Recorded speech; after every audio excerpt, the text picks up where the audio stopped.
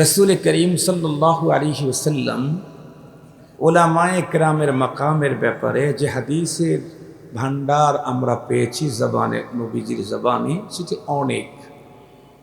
তার একটার দিকে যদি গভীরভাবে নজর করা যায় তাহলেই আরগুলা দেখার প্রয়োজন হয় না। আমরা প্রত্যেকেই জানি এই পৃথিবীতে আল্লাহ পাক প্রতিটি মানুষ কি করে আল্লাহ পাবে আর জান্নাতে যাবে, এর পথ পদ্ধতি পৃথিবীর মানুষকে বাতাবার জন্য, জানাবার জন্য দুইটা সিস্টেম চালু রেখেছিলেন। একটা হলো কিতাবুল্লাহ আর একটা হলো রিজালুল্লাহ। কিতাবুল্লাহ মানে রবের পক্ষ থেকে গাইড দিতেন, এটা করো, এটা করো, এটা করো, এটা করো, এটা ছাড়ো, এটা ছাড়ো, এটা ছাড়ো, এটা ছাড়ো। তাহলে কি হবে? বলে দুনিয়াতে শান্তি হবে, পরপারে মুক্তি মিলবে। এখন যেটা করো বলছেন, এটা করো, এটা করবে কেমনে? এর প্র্যাকটিক্যাল প্রশিক্ষণের জন্য আল্লাহ পাক তার পক্ষ থেকে নবী এবং রসুল পাঠিয়েছেন, তাদেরকে রিজালুল্লাহ বলে।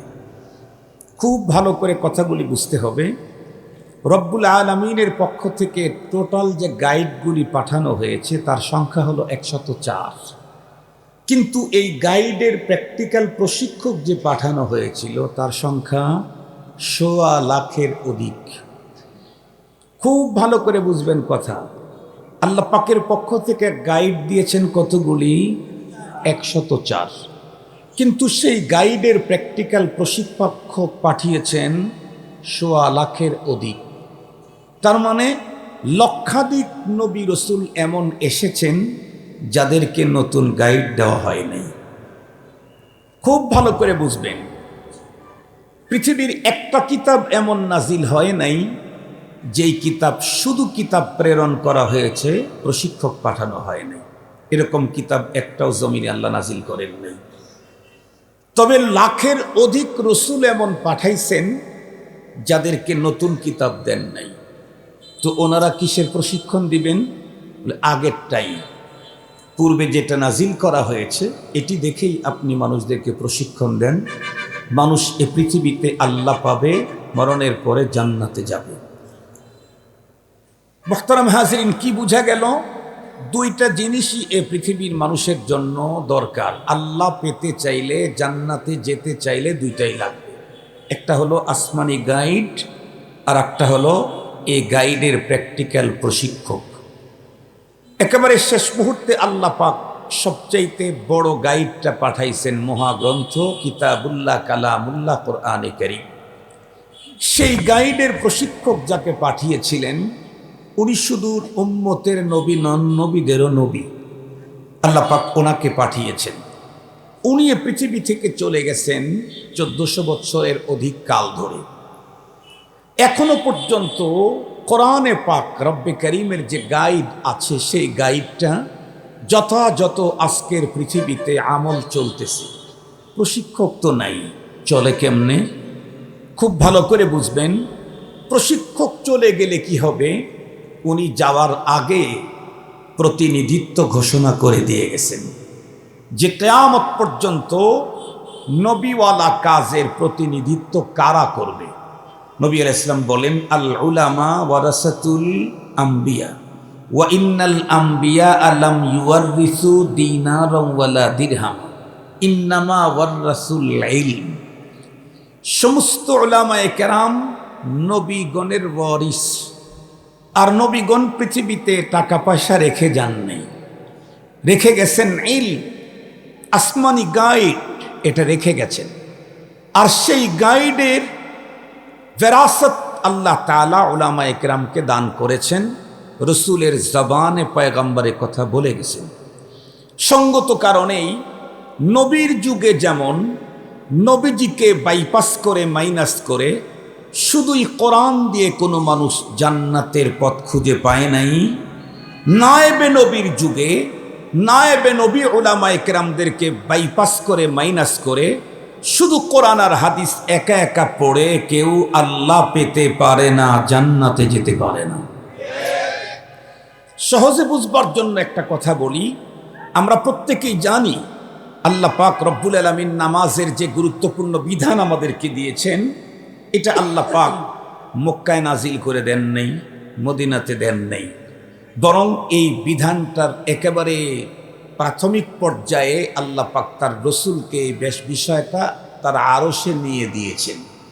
কোরআনে হাকিমের ভিতরে ব্যাপারে আলোচনা এসেছে, আকিমিস সালাতা তারাফাইন নাহার ওয়া যুলাফাম মিনাল লাইল ইন্নাল হাসানাতি ইউযহিবনাস সাইয়্যাত। মজার কথাটা শুনেন, যেই সফরে আল্লাহ পাক তার হাবিবকে ডেকে নিয়ে নামাজের মতো গুরুত্বপূর্ণ তোহফা গিফট করলেন, এই সফরটা ছিল রাত্রিকালীন। সুবহানাল্লাযী আসরা বিআবদিহি লাইলাম মিনাল মসজিদিল হারাম ইলাল মসজিদিল আকসা। তো আল্লাহ পাক রব্বুল আলামিন তার হাবিবকে নামাজের এক গিফট দিলেন। ওই সফরে নবীজি একই রাত্রে চলে আসলেন। জিবরাইল আমিন সফরের সাথেই ছিলেন। সকালবেলায় জিবরাইল আমিন আবার চলে আসছেন নবীজির কাছে। জিবরিল, হ্যাঁ, গত রাত্রে আপনাকে যে উপঢৌকন দেওয়া হয়েছে সালাত, এটার প্র্যাকটিক্যাল প্রশিক্ষণটা আমি আপনাকে দেওয়ার জন্য আল্লাহ আমাকে পাঠিয়েছেন। জিবরাইল আমিন 2 দিনে নিজে ইমামতি করে পয়গম্বর পিছনে মুক্তাদি হয়ে 10 ওয়াক্ত নামাজ আদায় করাইয়া দিয়েছেন। 10 ওয়াক্ত নামাজ কমপ্লিট করার পরে জিবরাইল আমিন নবীজিকে বলে গেলেন, আমি এখন জায়গা, আর কোনো দিন নামাজের প্রশিক্ষণ দিতে আমি আসব না। মা বাইনা হাদাইনিল ওয়াক্তাইন ওয়াক্তুল্লাকা ওয়ালি উম্মতিকা। আমি নামাজের সিস্টেমও দেখাইয়া দিলাম, ওয়াক্তও দেখাইয়া দিলাম। খুব ভালো করে বুঝবেন, কোরআন শরীফ টোটাল যদি আপনি খুঁজতে খুঁজতে খুঁজতে খুঁজতে পাগলও হয়ে যান, জহরের নামাজ 4 রাকাত, প্রতি রাকাতে 2 সেজদা, 1 রুকু, এই রাকাত রুকুর সিস্টেম এইটা, এর বর্ণনা খুঁজে পাবেন না। যেই পদ্ধতিতে তামাম দুনিয়ার মুসল্লিরা সালাত আদায় করে, এই পদ্ধতি কোরআনে পাকে নাই। কোরআনে পাকে আছে আকিমুস সালাহ, আল্লাহ পাকের গাইড, আল্লাহ পাকের অর্ডার, আল্লাহ পাকের আহ্বান। বাট সেই আহ্বান আমি বাস্তবায়ন করব কেমনে? এজন্যই তো প্র্যাকটিক্যাল প্রশিক্ষক মুহাম্মদুর রাসূলুল্লাহ সাল্লাল্লাহু আলাইহি ওয়াসাল্লাম। নবী আলাইহিস সালাম জিবরাইল আমিন থেকে দেখে নিলেন। পরবর্তীতে নবীজি একই কথা বললেন, সল্লু কামা রাআইতুমুনি উসাল্লি। আমাকে যেইভাবে নামাজ আদায় করতে দেখেছো, সেই পদ্ধতিতে তোমরা নামাজ পড়বা। খুব ভালো করে বুঝবেন, এই পৃথিবীর কোনো পণ্ডিত যদি চেষ্টা করে, আমি আরবিতে এক্সপার্ট, ইংরেজিতে এক্সপার্ট, উর্দুতে আমি মাহের, ফার্সিতে আমার অনেক দক্ষতা যোগ্যতা আছে, আরও কোনো ভাষার উপরে আমার পাণ্ডিত্যের কোনো ক্রাইসিস অভাব নেই, তো সবই তো কোরআন হাদিস তফসির সবই তো বিভিন্ন ভাষায় এখন আছে, তো আমি ঘরে বসে বসে এগুলি শিখব? লা ইউমকিন, এটি কখনো সম্ভব না। আপনি কতটুকুন আরবি বুঝবেন? আপনি কি সিদ্দিক আকবরের চাইতে বেশি বুঝবেন? সিদ্দিক আকবরের চাইতে আরবি বেশি বুঝবে কেউ? না। সিদ্দিক আকবর তো আরবের মানুষ। জন্মগত ভাষা যাদের হয়, তাদের একটা স্পেশালিটি থাকে। যারা অন্যের ভাষা অর্জন করে, যতই মাহের হোক, জন্মগত যাদের ভাষা, তাদের কিছু যোগ্যতা বেশি থাকে। গালেবান ইমামে মুহাম্মদ অথবা আহমদ রহমতুল্লাহ আলাইহি, উনি সৌদি আরবে এক বাচ্চাকে পড়াইতেছিলেন। বাচ্চা তো দেখলেন যে ছোট বাচ্চা, একে যদি পুরা আয়াতটা বলি তাহলে তো সে পুরা আয়াত পড়তে পারবে না, এই জন্য অল্প অল্প করে বলতেছিলেন। তো পড়াইতেছিলেন, বলো ইকরা তাব্বাত ইয়াদা, কিন্তু বাচ্চা কি বলে? তাব্বাত ইয়াদানে। হুজুর বলেন, কুল তাব্বাত ইয়াদা। আরে তুমি বলো তাব্বাত ইয়াদা, ও বলে তাব্বাত ইয়াদানে। হুজুর ধমক দিয়ে বললেন, তাব্বাত ইয়াদা, ও বলে তাব্বাত ইয়াদানে। এটা ঝামেলা না? ও ইমাম সাহেব তখন থমকে গেলেন, ব্যাপারটা কি? আমি নুন বলি না, ও নুন বাড়ায় দেয়, কারণটা কি? পরবর্তীতে হুজুর চিন্তা করে দেখলেন যে আসলে তো ইয়াদানেই ছিল তাসনিয়া, নুনটা পড়ে গেছে হলো তার পরবর্তী শব্দটা এর সাথে লাগানের কারণে। তো আমি যেহেতু এখন পড়তে আর পরবর্তী শব্দ লাগাই নাই, এ কারণে নুন তো চলেই আসবে। যদি পরবর্তী শব্দ লাগাই তখন আর নুন থাকবে না। উনি তখন বললেন, কুল তাব্বাত ইয়াদা আবি লাহাব, তখন পড়ে তাব্বাত ইয়াদা আবি লাহাব। হুজুর ভুল করলেও ছাত্র ভুল করে না কেন? ওটা ওর মায়ের ভাষা। এটা ওর মায়ের ভাষা। আপনি কত বড় আরবির পণ্ডিত হবেন, সিদ্দিক আকবরের চাইতে বড় পণ্ডিত সিদ্দিক আকবর অরিজিনাল আরব, আফসাহুল আরবের অন্যতম একজন সিদ্দিক আকবর। ভাষার যেমন দক্ষতা, ভাষার যেমন যোগ্যতা, আখলাকের যেমন যোগ্যতা, ওয়াল সাবজেক্টে অনেক দিক থেকেই পয়গম্বর সাল্লাল্লাহু আলাইহি ওয়াসাল্লামের দুনিয়ার সাহাবী যারা ছিল তাদের ভিতরে সবচাইতে কাছাকাছি সেই সিদ্দিক আকবর রাদিয়াল্লাহু আনহু কোরআনের ভাষা বুঝেন নাই। কোরআন শরীফের মধ্যে আসছে গুলিবাতির রুম ফি আদনাল আরদ ওয়া হুম মিন বাদি গালাবিহিম সায়াগলিবুন ফি বিদ'i সিনিন। বিদ'i সিনিন বিদউন আরবি শব্দ, এটার তর্জমা সিদ্দিক আকবর একটা বুঝেছেন। একটা পর্যায়ে প্রতিপক্ষের সাথে এক জায়গায় বিট হয়েছে, উনি বলেছেন যে এতদিনের ভিতরে আমরা আবার বিজয় অর্জন করব। সেই কথাটা পয়গম্বরের কাছে এসে সিদ্দিক আকবর বললেন, নবী আলাইহিস সালাম বললেন, তুমি ওদের বিট যেটা ধরেছো ছাগল আরো বাড়ায়া দাও আর সময়টাও বাড়ায়া দাও, তুমি যেটা বলছো এই বিজউন মানে সেইটা না। সিদ্দিক আকবর পর্যন্ত বুঝেন নাই, আমি আর আপনি কেমনে বুঝবো? এই পৃথিবীতে গোমরা হওয়ার জন্য সবচাইতে সহজ পদ্ধতি হলো কোরআন আর হাদিস নিজে নিজে বুঝে রাস্তা বের করা। আমি বলি নাই, আল্লাহর কোরআন বলেছে ইউদিল্লু বিহি কাসীরা ওয়া ইয়াহদি বিহি কাসীরা। আবার শুনেন, আল্লাহর কোরআন বলেছে ইউদিল্লু বিহি কাসীরা ওয়া ইয়াহদি বিহি কাসীরা। এ কোরআন দিয়ে বহু মানুষ পথ হারাবে, এ কোরআন দিয়ে বহু মানুষ পথ পাবে। পথ হারানোর কথা আগে বলেছেন, পথ হারাবে কে? কোরআনকে অর্জন করার পদ্ধতি সহি অবলম্বন না করে কোরআন অর্জন করতে যাবে যে সেই পথ হারাবে। মুহতারাম হাজিরিন, এ কারণেই প্র্যাকটিক্যাল প্রশিক্ষণ লাগবে। আমরা যে নামাজের কথা বলি আমাদের প্রশিক্ষণ আছে, আমরা একটা হাদিস আপনাদেরকে শোনাই আমাদের প্র্যাকটিক্যাল প্রশিক্ষণ আছে, সনদ আছে, দলিল আছে, দস্তাবেজ আছে। মুহতারাম হাজিরিন, আর লম্বা কথা বলতে চাচ্ছি না। তাহলে কিয়ামত পর্যন্ত আল্লাহ পাকের কোরআন পয়গম্বরের হাদিস থেকে পৃথিবীর মানুষ আল্লাহ পাওয়ার আর জান্নাতে যাওয়ার পথ খুঁজে বের করতে চাইলে নায়েবে নবী ওলামায়ে কেরাম লাগবে। কথা বলেন, নায়েবে নবী ওলামায়ে কেরাম লাগবে। নবীর জামানায় নবীকে ছাড়া জান্নাতে যাওয়ার পথ হয় নাই। নায়েবে নবীর যুগে নায়েবে নবীদেরকে বাইপাস করে মাইনাস করে কেউ জান্নাতে যাওয়ার পথ খুঁজে পাবে না। ওলামায়ে কেরাম ছাড়া যে জান্নাতে যাওয়ার পথ নাই এ কথা আমার না, এটা পয়গম্বরের। আমি যে হাদিসটা বলেছি সহিহ সনদের হাদিস বলেছি। আমি বলেছি উগদু আলিমান আও মুতাআল্লিমান আও মুহিব্বান আও মুস্তামিআ ওয়ালা তাকুনিল খামিস ফাতাহলিক। এই শব্দগুলি সহিহ riwayat। আল্লাহ পাকের রাসূল বলেন, চার গ্রুপের কোনো একটা গ্রুপে তুমি থাকো, পঞ্চম নাম্বার এই চার গ্রুপের বাইরে যেও না, তাহলে কিন্তু তুমি ধ্বংস হয়ে যাবে। কে বলেছেন? মুহাম্মদুর রাসূলুল্লাহ সাল্লাল্লাহু আলাইহি ওয়াসাল্লাম। তার ভিতরে এক নম্বর গ্রুপ কি? উগদু আলিমান, তুমি নিজে আলিম হয়ে যাও। কি আলেম হইলে কি হবে? আসমানের নিচে জমিনের উপরে সবচেয়ে বড় মর্যাদাটা তোমার হবে। আলেম হইলে কি হবে বলেন?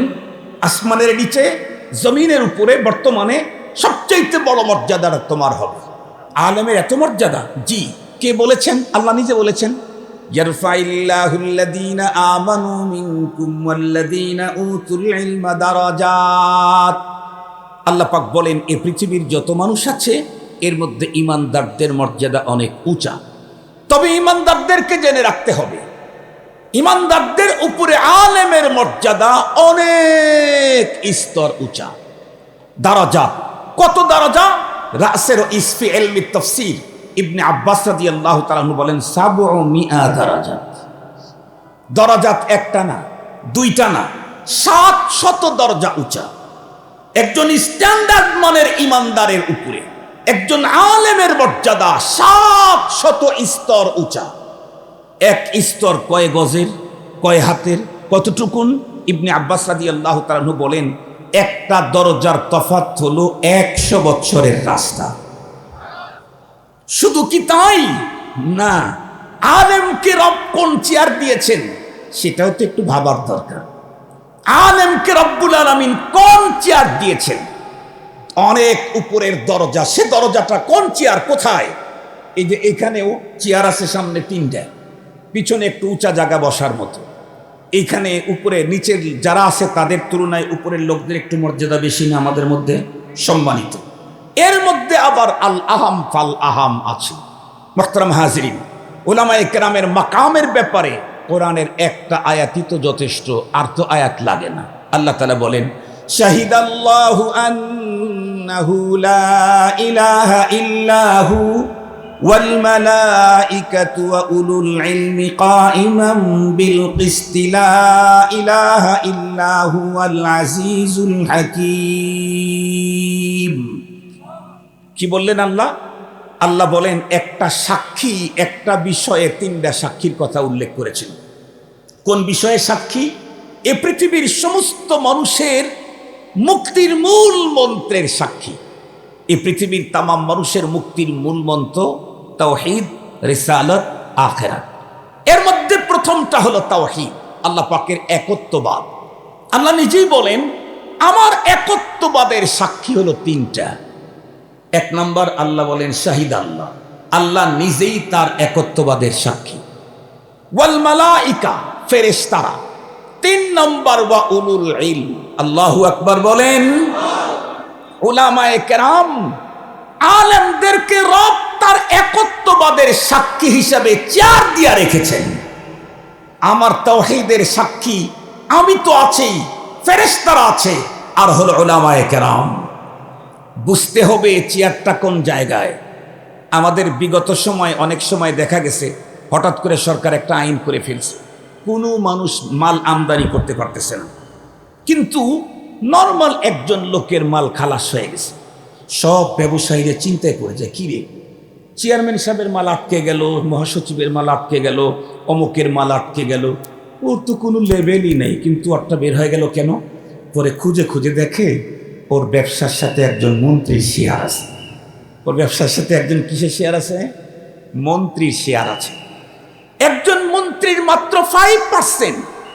এই শেয়ার থাকার কারণেই কোনো কিছুতেই তার মাল আটকাইতে পারতেছে না, এতটুকুন আদনা শেয়ারের কারণে।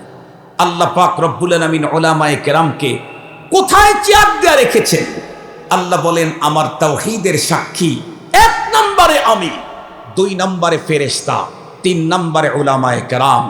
রব তার নিজের তাওহীদের সাক্ষী হিসেবে যাদেরকে চয়েস করলেন তাদেরকে তুমি ইমাম বানাইতে পারো না। তোমার চাইতে পোড়া কপালে জমিনে কোনো মানুষের হতে পারে না। রব যাদেরকে নিজের তাওহীদের সাক্ষী হিসেবে চয়েস করলেন তাকে তুমি তোমার ইমাম বানাইতে পারো না, মুক্তাদা বানাইতে পারো না। তোমার চাইতে জঘন্য খারাপ আল্লাহর জমিনে কোনো মানুষ হতে পারে না। মুহতারাম হাজিরিন, এ কারণেই আলহামদুলিল্লাহ আমরা এখানে এসেছি উলামায়ে কেরামের মুহাব্বতে, তাদের ভালোবাসায়। আল্লাহ পাকের রসুল বলেছেন 4 গ্রুপের যে কোনো এক গ্রুপে ঢোকো, তাহলে তুমি মুক্তি পেয়ে যাবে। এক নাম্বার তুমি আলিম হও, তা যদি না হয় তাহলে ছাত্র হও, তা যদি না হয় তাহলে মুহাব্বতকারী হও, তাও যদি না হয় তাহলে তাদের কথা শ্রবণকারী হও। কিন্তু জিজ্ঞেস করতে চাই, এই 4 গ্রুপ যে বললেন এই সবগুলির মূলে কিন্তু আলেম। আলেম তো আলেমই। ছাত্র কার ছাত্র? ইঞ্জিনিয়ারের ছাত্র, ডাক্তারের ছাত্র, কার ছাত্র? আলেমের। মুহাব্বতকারী কাকে মুহাব্বত করবে? খালাতো বোনকে? কি চাচারে? বাবার মুহাব্বতের কথা বলছে, মার মুহাব্বতের কথা বলেছে, নেতার মুহাব্বতের কথা বলেছে। এখানে কার মুহাব্বত? আলেমের। এরপরে শ্রবণকারী হও, কার কার লেকচার শুনবে? কি সরকারের? মন্ত্রী? আরো জোরে বলেন কার? সেটাও আলেমের। তাহলে 4টার কথা বললেও সবগুলা কিন্তু ওলামা কেন্দ্রিক। 4টার কথা বললেও সবগুলা কি কেন্দ্রিক? এ কারণেই তো বললাম যে নবীজির যুগে নবীকে বাইপাস করে যেমন জান্নাত পায় নাই, আল্লাহ পায় নাই, জান্নাতে যেতে পারে নাই, নায়েবে নবীর যুগ ওলামায়ে কেরামের যুগে ওলামায়ে কেরামকে বাইপাস করে কোনোভাবেই আলেম মানবে না, তাহলে সে জান্নাতে যেতে পারবে না। আল্লাহ পাক আমাদের সকলকে অন্তরে উলামায়ে কেরামের আজমত, মুহাব্বত, ভালোবাসা মিয়া মিয়া আল্লাহ তাআলা স্থাপন করার তৌফিক দান করুক। হাক্কানি উলামায়ে কেরামদের কিয়াদতে আমরা আমাদের জীবন পরিচালিত করার তৌফিক আল্লাহ পাক দান করুক। আলেম গড়ার এই ফ্যাক্টরি জামিয়া কাসিমিয়াকে আল্লাহ তাআলা পায়ায়ে তাকমিল পর্যন্ত পৌঁছিয়ে দিক। যাবতীয় হাওয়ায়ে আল্লাহ তাআলা গায়েব থেকে পূরণ করুক। ওয়া আখিরু দাওয়ানা আলহামদুলিল্লাহি রাব্বিল আলামিন। আসসালামু আলাইকুম ওয়া রাহমাতুল্লাহি ওয়া বারাকাতুহু।